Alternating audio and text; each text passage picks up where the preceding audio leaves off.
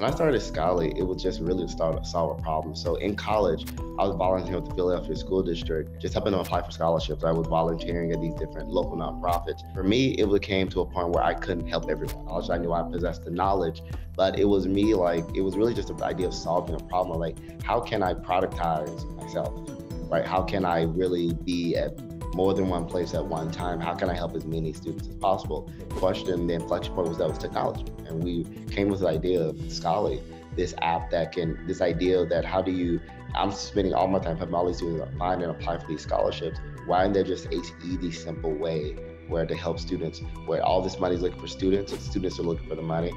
There's this central place where they can all find each other. While still attending Drexel, Gray began establishing the foundation for Scholly, but to get the app up and running, he still needed to solicit some funding.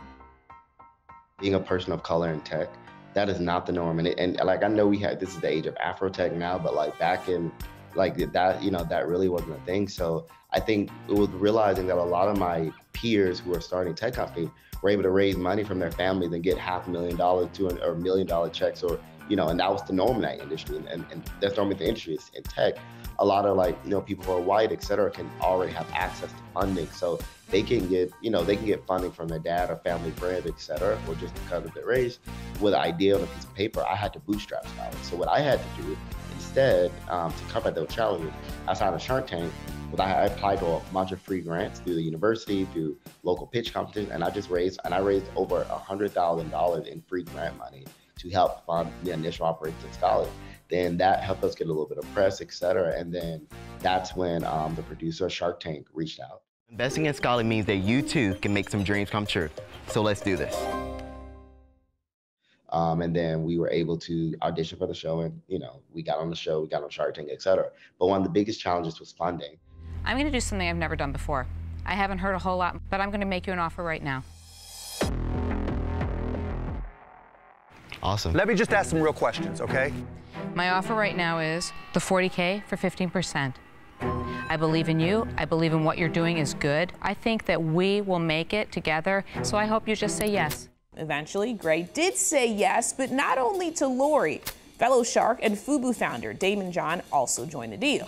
When we got on Shark Tank, when we aired, you talk about the barriers. It's like all the barriers were broken. I think that in terms, I think that was really it, right? It became the amount of revenue, the amount of users we were getting, the amount of exposure, partnerships, talent we were attracting. Steve Cates, founder of AOL, invested in us after that. Kevin Plank, CEO of Under Armour, invested in us after that. That broke the barriers, right? As Laura being a woman and David being a Black entrepreneur, they also have that empathy to understand you as kind of that entrepreneur.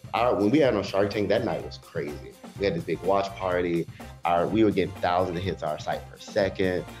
We got all these emails. Certain scholarship sites said that we were causing their sites to crash because so many people were going on their sites at one time. It was incredible, man. Since that time, Scholly has grown significantly. The app now has around 4 million users and averages thousands of views a month. The company also expanded its services, so in addition to helping students seek out funding, Scholly helps eliminate borrowers' debt. In fact, just in the last year, Scholly helped pay off hundreds of thousands of dollars of student debt. It was also the company's most profitable year. Gray says in order to attain this level of success, he had to learn some lessons along the way.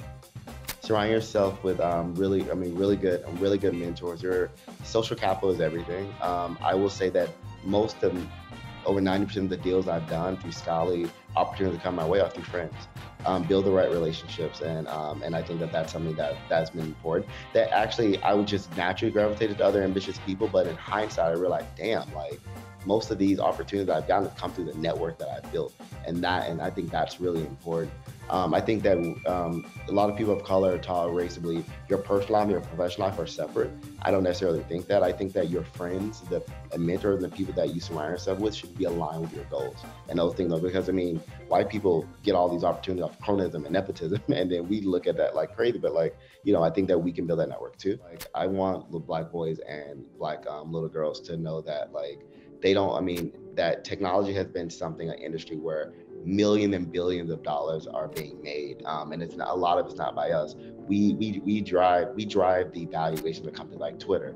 Clubhouse was valued at $100 million after Black people driven that. There's so many products and so many services that Black people drive as consumers, but we don't own that, right? And even though we have the ingenuity and the ability to do that, especially now, and I think that I want people, I want, like, you know, a little Black boy reading that book, or even just my story in general, or even, you know, a Black girl, and also I'm LGBTQ as well. So across the board, I want any, you know, person of color, any underserved community to know that you don't have to just use the app, you don't have to just buy the product, you can create the product.